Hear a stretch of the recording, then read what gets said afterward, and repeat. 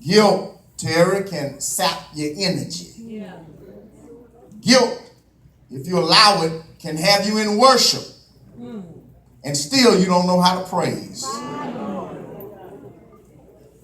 Guilt can have you among blessed folk and still not know how to count your blessings. Guilt is a dangerous thing. It can sap your energy. Somebody knows what I'm talking about. Some people feel depleted. They give up on life because of guilt. Guilt is a terrible thing. And I want to share with you that David also had to endure guilt. In his life, he had to deal with it. Yes, he did. Terry, he had guilt in his life. King David's life was not always smooth. He didn't just ascend to the throne. No, not David. He had some setbacks even when he was on the throne. He had to deal with some things. He had to deal with a son, Absalom, who turned against him. You've heard about Absalom. Absalom got caught up in self. Absalom became selfish.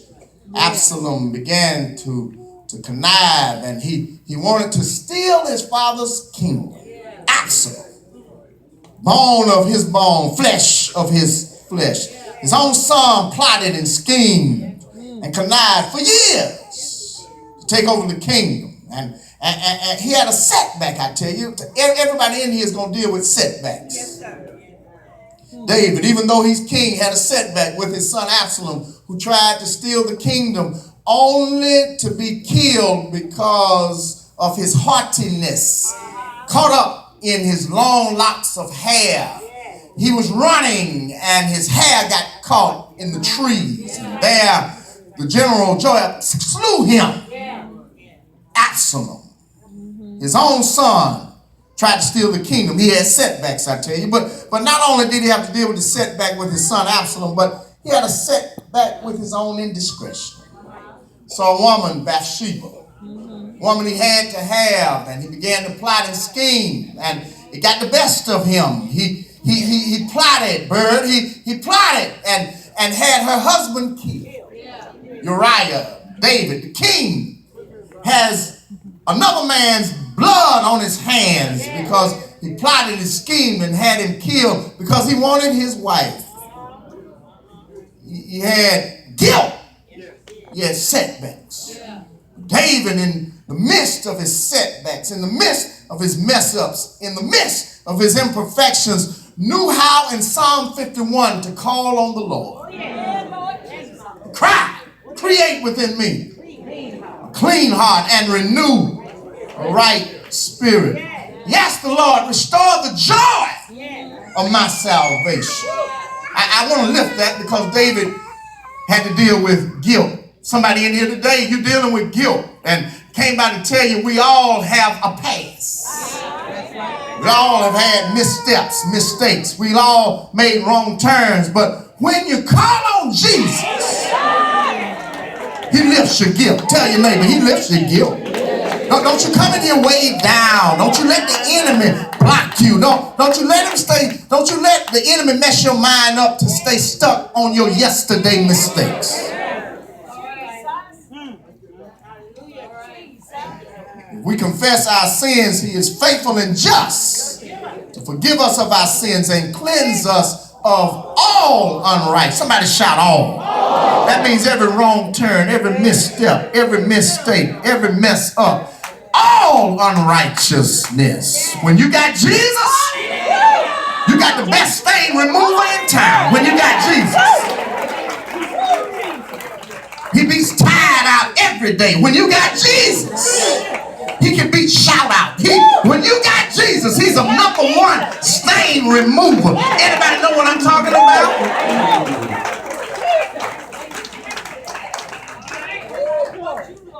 Setbacks, guilt. He dealt with them. I'm sharing that with you because David endured setbacks, but he kept calling on the Lord. David could have easily, like you and I, held on to grudges. Some of us in here still holding on to stuff. Talking about who didn't speak to us and who did us wrong and who messed us up and who talked about us. Holding on to grudges. And as long as you holding on to grudges holding on to you. You weighed down. You can't run the race. You got weights on because you're mad. You got weights on because you still holding stuff. You got weights on because you're still talking about who did you wrong. You got weights on. You can't sleep at night. You got weights on. You can't run the race because you're weighed down. All your cares are on you. Holding grudges. And the Holy Spirit help a whole lot of us to learn how to run grudge free. Glory to his name. You're trying to run and you're holding a trunk in your hand. You're trying to run and you can't even make an inch. You're trying to run, but you got too much stuff on you. Holding grudges.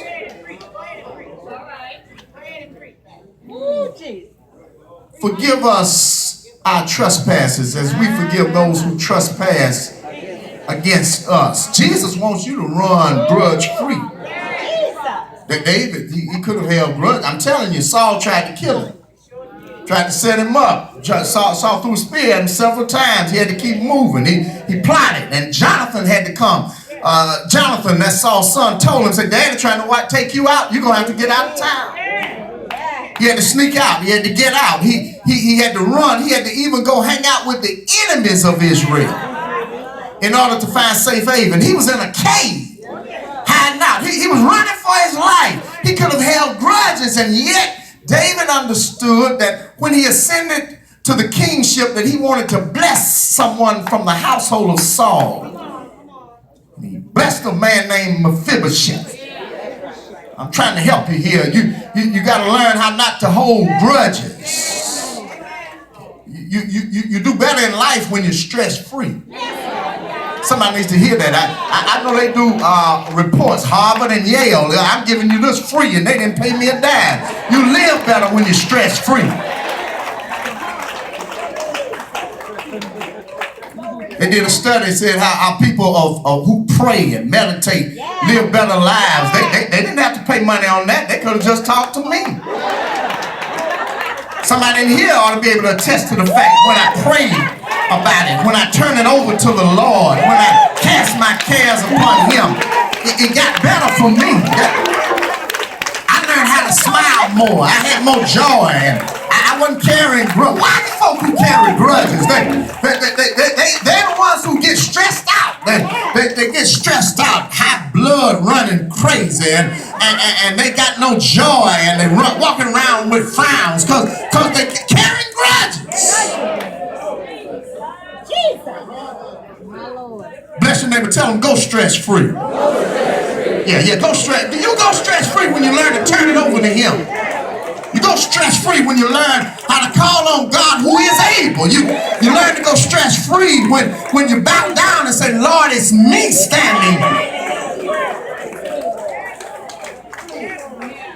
That's David. I want you to hear him today. He's still speaking down through the centuries. The Lord is my shepherd.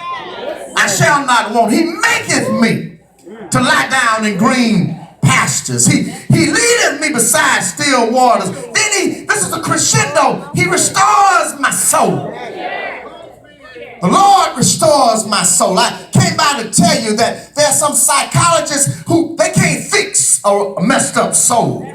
I don't care how many degrees they have on the wall. They can't medicate you through a messed up soul. They can't remove your guilt. They can't forgive your sin. Only God can do that. Somebody ought to be thankful today that when I was depleted, when I was depressed, when I was despondent, when I was down, it was God that replenished me. He renewed me. He refreshed me. He revived me. He restored me. Somebody ought to thank God.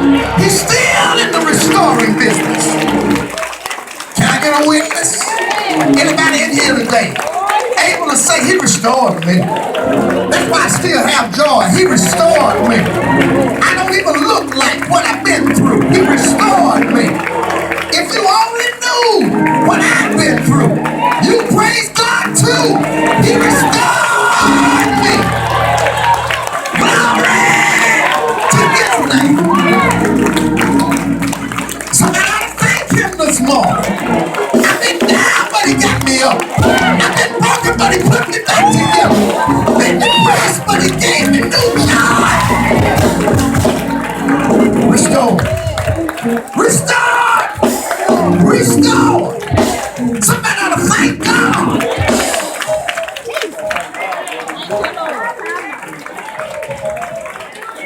He is the joy of my salvation. Yes, he is. He is the joy of my salvation.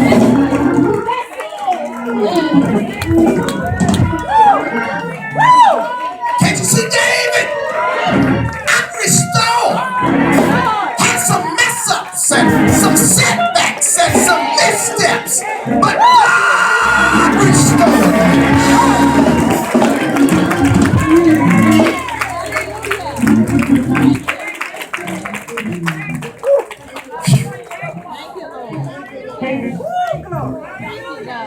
This morning message is God restores. God restores.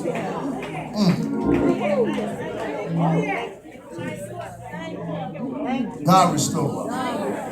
Let me tell you the beauty of restoration. Some of the most expensive furniture in all the world is not brand new. It's vintage furniture. Stuff that had scratches, nicks, cuts, mess ups. But when it got in the right hands,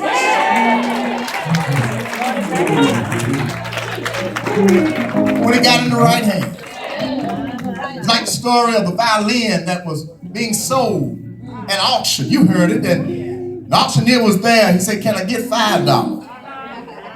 Can I get $7? And finally he got up to $10. But before he could close it out, an exceptional violinist came up and grabbed that violin.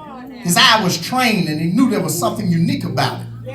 To the naked eye, it looked like something old that should be discarded. But when he got it in his hands and began to play it, it had such a melodious sound.